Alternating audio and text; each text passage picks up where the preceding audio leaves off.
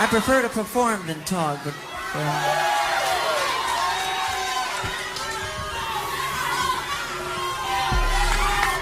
Yeah!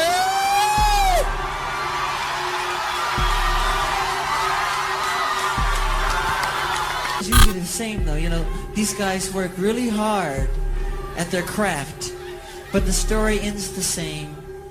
They usually are broken, torn, and usually just sad. And the story is very sad in the end because the companies take advantage of them. Slave contracts is the biggest problem in the music industry right now. Slave contracts की वजह से artist की freedom छीन ली जाती है। Basically कोई भी artist या सिंगर जो कि बहुत अच्छा परफॉर्म करता है उसे बड़ी बड़ी कंपनीज हायर करती है थ्रू कॉन्ट्रैक्ट्स, और जो भी मनी वो आर्टिस्ट अपनी परफॉर्मेंस से जनरेट करता है उसका काफ़ी सारा पार्ट लेबर से जाता है और उस आर्टिस्ट के पास बहुत ही कम अमाउंट ऑफ मनी बचता है। स्लेव कॉन्ट्रैक्ट्स की वजह से काफ़ी सारे आर्टिस्ट का एक्सप्लॉयटेशन होता है क्योंकि वो अपनी मर्जी से उस लेवल को छोड़ भी नहीं सकते due to the contracts they have signed. If I didn't sign to Atlantic Records and take that worst deal in history, that 6 lawyers told me that it was the worst deal in the history of hip hop, no one really knows that about. मगर slave contracts का Michael Jackson से क्या लेना था और इस video से क्या लेना था मैं बताता हूँ। दरअसल माइकल जैक्सन एक बहुत बड़े आर्टिस्ट थे और उनके कई सारे फैंस थे अराउंड द वर्ल्ड, इसीलिए उनकी डेथ के अराउंड काफी सारे कंस्पिरेसीज हैं कि उनको मारा गया, इट वाज मर्डर। बट अगर वो मर्डर भी था तो कौन लोग थे जो कि माइकल जैक्सन के पीछे पड़े हुए? और इससे भी बड़ा सवाल ये है कि dead Michael Jackson fake history. तो आज की वीडियो में हम इसी चीज को डिस्कस करेंगे बिना देर करे शुरू।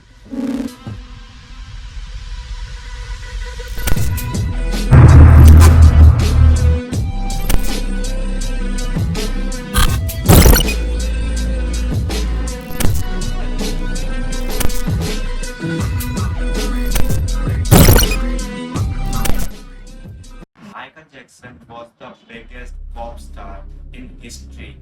ना कोई माइकल जैक्सन जैसा था और ना ही हो।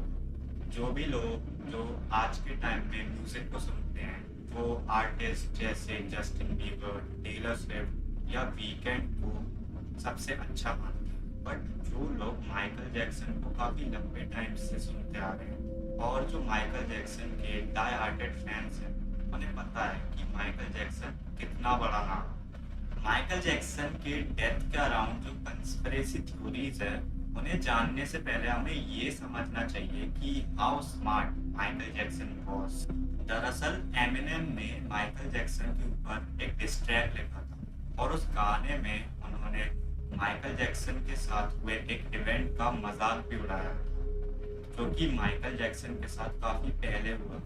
अब सोचो अगर कोई और आर्टिस्ट होता तो वो पब्लिकली कुछ आके कहता या एक और डिस्ट्रैक्ट निकालता, बट माइकल जैक्सन शांत रहे और उन्होंने ऐसा कुछ भी नहीं किया। Wonder said that he was piling on and how really rude it was for someone who made his money from the community, as Eminem has, to now diss the community in a sense, and a racist, and I've said it, very bold-faced, bigoted kind of presentation. Tell us how that hurt you and how you're feeling about it now. I've never met Mr. Eminem, and to have him, I've always admired him, and to have him do something like that was pretty painful as an artist to another artist. मगर अंदर ही अंदर Michael Jackson एक plan सोच रहे थे और उन्होंने इस प्लान को एग्जीक्यूट भी किया। उन्होंने एमिनेम की पूरी कैटलॉग को ही खरीद लिया। इन शॉर्ट माइकल जैक्सन ने एमिनेम के सारे सॉन्ग्स में कुछ परसेंट बाय कर दिया, यानी every time Eminem performs, Michael Jackson got paid. It was a very clever move in music industry. Like किसी को बिना कुछ कहे उससे इतना तगड़ा बदला लेना, ये माइकल जैक्सन जैसा ही कोई कर सकता है। और इससे हमें ये भी पता चलता है कि माइकल जैक्सन के पास कितना पैसा और पावर था।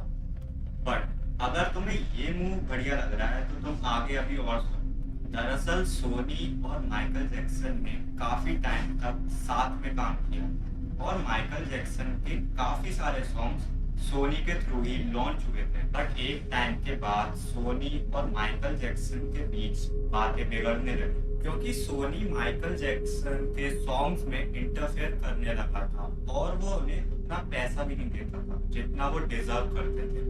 बेसिकली जिन माइकल जैक्सन का यूज कर सोनी इतने टाइम तक पैसे जनरेट कर रहा था, सोनी ने उसी माइकल जैक्सन को इग्नोर करना चालू कर दिया। फिर एक दिन माइकल जैक्सन ओपनली आकर ये अनाउंस करते हैं,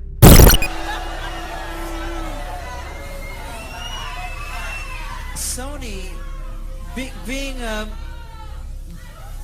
being the artist that I am at Sony, I've generated several $1 billion for Sony, several billion, and they really thought that my mind is always on music and dancing and it usually is, but they never thought that this performer myself would outthink them.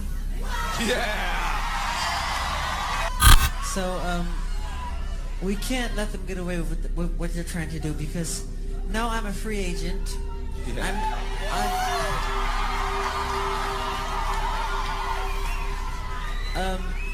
I just owe Sony one more album. It's just a box set, really.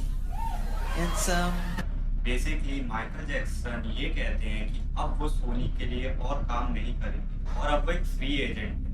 साथ ही वो 50% of Soni music को भी खरीद लेते हैं, उसी company को जिसमें सालों पहले माइकल जैक्सन खुद काम करते थे। और साथ ही उन्होंने ये भी कहा, Thank you. I love Unbreakable. You know, and Tommy Mottola is a devil.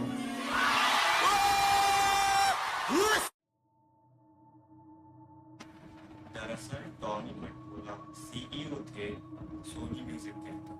Michael Jackson Soni और टॉमी मटोला के बहुत सारे सीक्रेट जानते थे जिन्हें वो ओपनली पब्लिक में आके कहने लगे थे। एक एक्ट्रेस थी मराया कैरी जो कि एक्स वाइफ थी टॉमी मटोला की।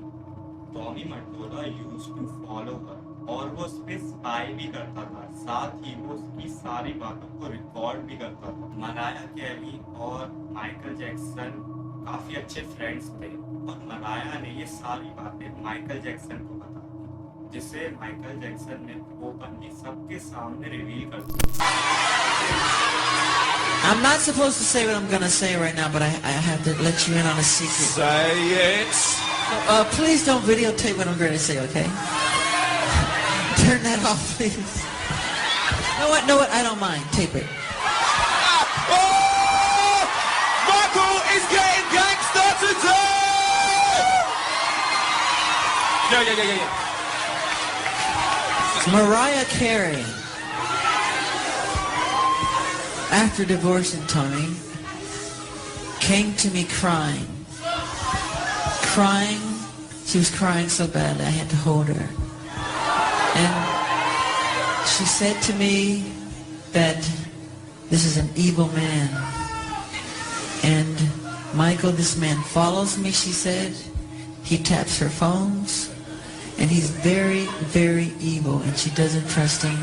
And he is a horrible human being. And we have to continue our drive until he's terminated.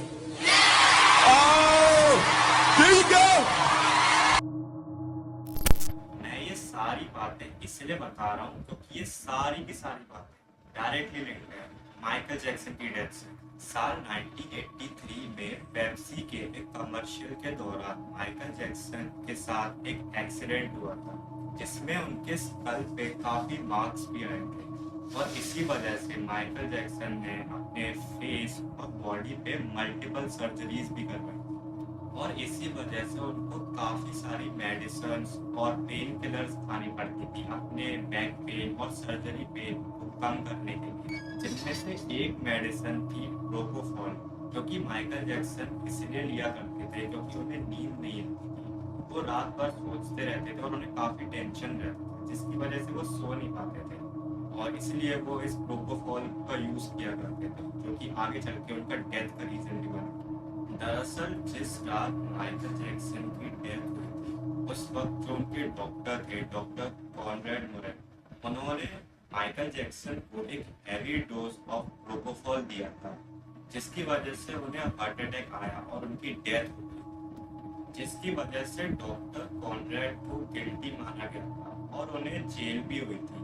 But बाद में उनके अच्छे बिहेवियर की वजह से उन्हें छोड़ भी दिया गया, क्योंकि माइकल जैक्सन के फैंस को बिल्कुल भी पसंद नहीं आया। तो इस डेथ के अराउंड जो कंस्पिरेसी है वो ये कहती है कि जो भी लोग जो माइकल जैक्सन के पीछे पड़े हुए थे, उन्होंने डॉक्टर कॉनरेड को स्पेसिफिकली हायर इसलिए किया था ताकि वो माइकल जैक्सन की डेथ में उनकी मदद कर सके, क्योंकि जो माइकल जैक्सन के डॉक्टर थे वो काफ़ी फाइनेंशियली वीक थे और उन्हें पैसों की ज़रूरत थी उस टाइम पे। और साथ ही माइकल जैक्सन को देखकर ऐसा बिल्कुल भी नहीं लगता था कि वो फिजिकली अनफिट है, बल्कि अगर हम 50 साल के बूढ़े आदमी से उनका कंपैरिजन करें तो वो काफ़ी ज़्यादा फिट लगते थे। तो मे बी जो लोग माइकल जैक्सन के पीछे पड़े थे, उन्होंने ये तरीका चुना हो माइकल जैक्सन से छुटकारा पाने का, और माइकल जैक्सन इस पूरी इंडस्ट्री के हर गंदे राज को जानते थे, क्योंकि उन्होंने इस इंडस्ट्री में खुद इतने सालों तक काम किया था। और एक और चीज़ है काफ़ी वियर्ड थी, जैसे ही माइकल जैक्सन ने ये पूरी सोनी और टॉमी मटोला वाली सिचुएशन को एक्सपोज करना चालू किया था, तो उसी टाइम के दौरान माइकल जैक्सन के अराउंड काफ़ी सारी फॉल्स न्यूज़ भी आने लगी थी कि वो बच्चों के साथ जो है, जो कि बाद में गलत प्रूफ हो गई। हो सकता है कि ये पूरी चीज़ केवल एक कंस्पिरेसी थ्योरी हो और रियलिटी ना हो, बट ये सारी चीज़ें मैंने इसलिए बताई क्योंकि ये सेंस बना। अब आगे जो मैं कंस्पिरेसी थ्योरी बताने वाला हूँ, मुझे लगता है कि ये दो तरह के लोगों के लिए, एक जो इसमें मानेंगे और एक जो इसमें नहीं मानेंगे। पहले लोग वो हैं जो कि माइकल जैक्सन के फैंस नहीं हैं, बट उन्होंने माइकल जैक्सन के बारे में सुना, और दूसरे लोग वो हैं जो कि माइकल जैक्सन के डाई हार्टेड फैंस हैं और वो माइकल जैक्सन को काफ़ी लंबे टाइम से फॉलो करते आ रहे हैं। तो वो लोग जो हैं वो इस कंस्पिरेसी थ्योरी में आज भी बिलीव करते हैं। दरअसल माइकल जैक्सन को किंग ऑफ डिस्गाइज भी कहा जाता है, क्योंकि वो अपना भेष बदलने में बहुत माहिर थे। वो जब भी कहीं बाहर जाते थे अपनी ऑडियंस से मिलने, तो वो अपना भेष ही बदल कर जाते। And I'm like, okay, shit, where's Mike? The guy that came back out was like, I'm right here. I was like, this ain't Mike. I said, Mike, that's you? This nigga came out looking like an old man with a long ass beard, this little hat move in his trench, like a complete disguise. I was like, oh shit. He said, you ready? I said, yeah, I'm ready. So at this point now, I'm tripped out because I'm like, I just saw Mike just change and turn into a whole nother. ऐसा केवल Michael Jackson अकेले ही नहीं करते, ऐसे बहुत सारे artist हैं जो अपनी फैन से मिलने के लिए अपना भेष बदलते हैं, और माइकल जैक्सन ने इस चीज में मास्टरी हासिल कर ली। अब मैं तुम्हें माइकल जैक्सन से जुड़ी अगली कंस्पिरेसी थ्योरी बताता हूँ। दरअसल जब माइकल जैक्सन की डेथ हुई थी तो उनके फैंस काफी नाराज थे और वो ये बिलीव ही नहीं कर पा रहे थे कि माइकल जैक्सन अब इस दुनिया में नहीं रहे। और फिर एक दिन ये इंसान टीवी पे आता है। Amazing. Looking good. Thank you. Nice to meet you. Gonna say, I'm hanging out here with two GQ studs. Look at this. Pleasure. Look at this. Pleasure. Color coordinated too. You know, and first things first, Dave, you go by Dave? Yes, that's my legal name. And you changed your name after this all happened. Why? About 2 years ago, I changed it legally to Dave to liberate myself from my father and to establish myself as an artist.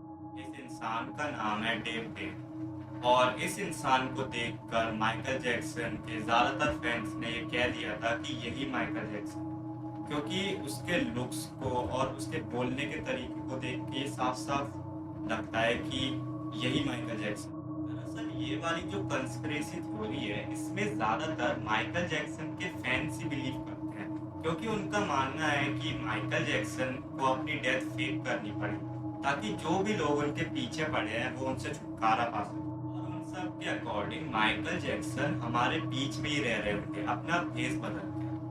May be, who knows, it's just a conspiracy। इस पूरी चीज की possibility इसलिए भी ज्यादा है कि Dave ही Michael Jackson है, क्योंकि माइकल जैक्सन ने टॉमी मटोला और पूरी म्यूजिक इंडस्ट्री को एक्सपोज करना चालू कर दिया था, जिसकी वजह से उनके काफी सारे दुश्मन बन गए थे। और हो सकता है कि उनको पता हो किसी ऐसी इवेंट, इसलिए उन्होंने पहले ही अपनी डेथ को फेक कर दिया।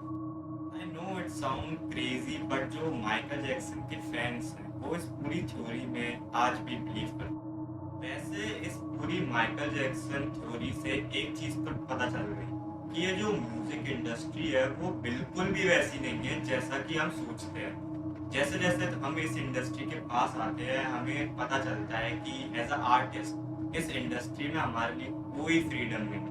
There is something wrong going in the music industry. Like बहुत ही ज्यादा creepy behavior चल रहा है, कुछ तो गलत है म्यूजिक इंडस्ट्री में। और अगर तुम्हें as a artist music industry में अपना करियर बनाना है तो बहुत ही मुश्किल है, बहुत ही कम चांसेस हैं कि तुम सरवाइव कर सको।